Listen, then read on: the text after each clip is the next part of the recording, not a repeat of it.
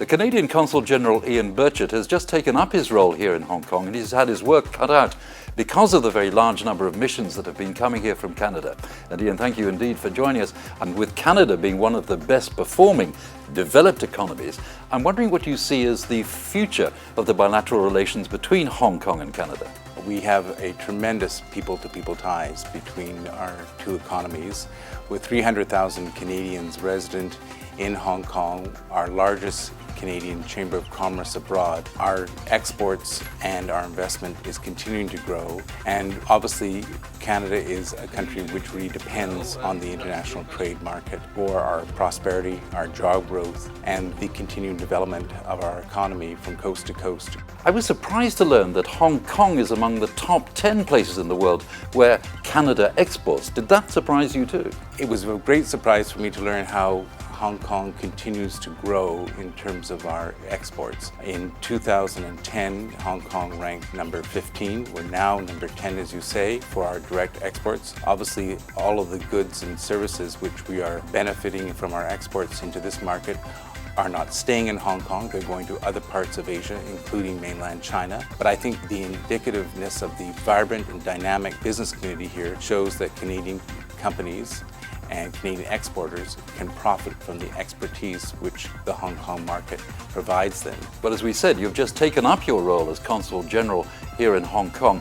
What are the goals that you've set yourself? Well, my goal really in working with my colleagues here at the Consul General and our Trade Commissioner network and our missions across Asia, and most specifically with our colleagues in Beijing, Shanghai, Guangzhou, and Chongqing, is really to better understand the opportunities, the new emerging opportunities of the Hong Kong market, to better explain to Canadian entrepreneurs and Canadian companies how they can use Hong Kong as a platform to expand their exports across Asia, and as well for them to better understand the market opportunities in Hong Kong. It's a very sophisticated market. It's a very dynamic market. It's one that doesn't sleep or rest at night, as I've found. Is technology really the future, though, as far as you see it? No, not at all. I think that the ITC sector has been one which we focused on, but we're already preparing for the International Modernization of Chinese Medicine and Health Products Conference and Trade Show, which is taking place in August. We're recruiting companies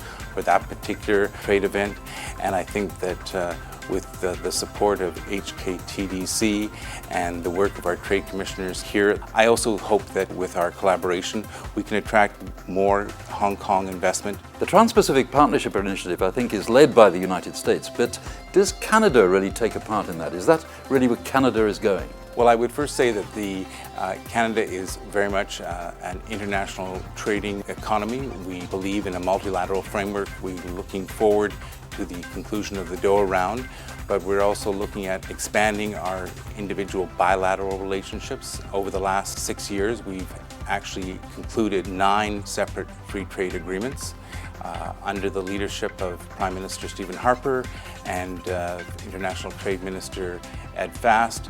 We've been vigorously promoting our partnership and participation and membership in the Trans-Pacific Partnership to advocate the importance which we place in joining that arrangement going forward. So what advice would you offer Canadian companies, particularly small and medium-sized companies, if they wanted to move into Asia, if they want to diversify into this region? Well, I think that Hong Kong offers them some very interesting and very fascinating opportunities. Obviously, our strong people-to-people ties with friendly, open, transparent economy like Hong Kong. We're very fortunate to have 150,000 Hong Kong residents who've actually undertaken their post-secondary education in Canada.